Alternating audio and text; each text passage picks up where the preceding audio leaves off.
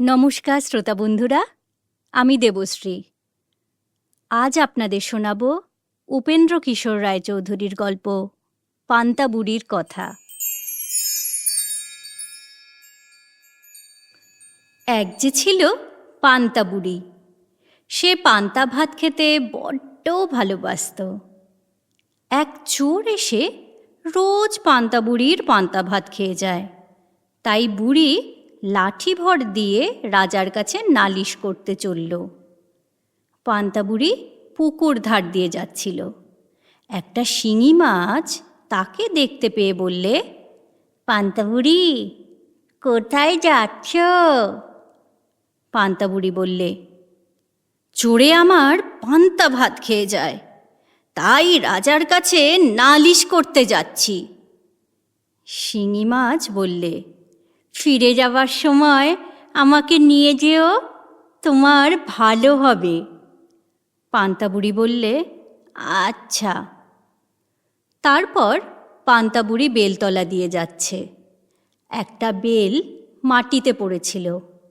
সে বললে, পান্তা বুড়ি, কোথায় যাচ্ছ? পান্তা বুড়ি বললে, চোরে আমার পান্তা ভাত খেয়ে যায়, তাই রাজার কাছে নালিশ করতে যাচ্ছি। বেল বললে, ফিরে যাবার সময় আমাকে নিয়ে যেও, তোমার ভালো হবে।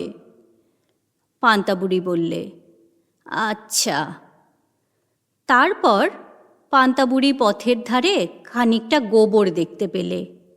গোবর বললে, পান্তা বুড়ি, কোথায় যাচ্ছ? পান্তা বুড়ি বললে, চোরে আমার পান্তা ভাত খেয়ে যায়, তাই রাজার কাছে নালিশ করতে যাচ্ছি। গোবর বললে, ফিরে যাবার সময় আমাকে নিয়ে যেও, তোমার ভালো হবে। পান্তা বুড়ি বললে, আচ্ছা।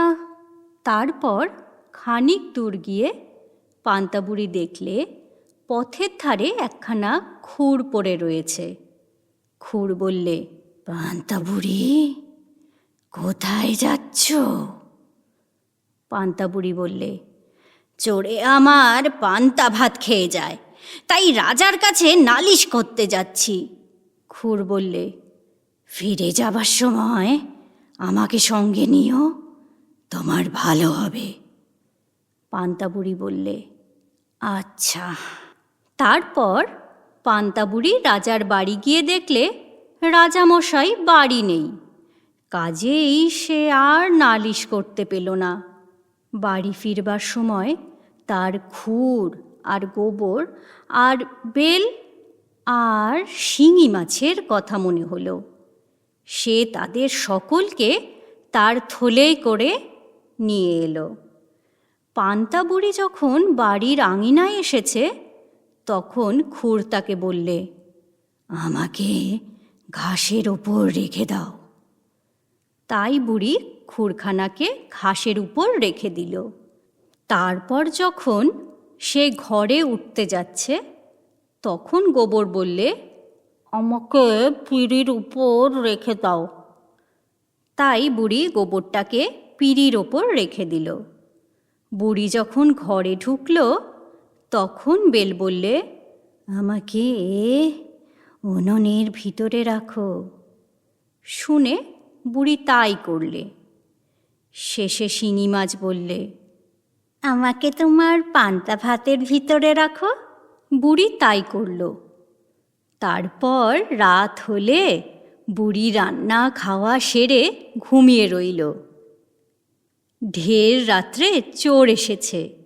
সে তো আর জানে না সেদিন বুড়ি কী ফন্দি করেছে। সে এসেই পান্তা ভাতের হাঁড়িতে হাত ঢুকিয়ে দিল।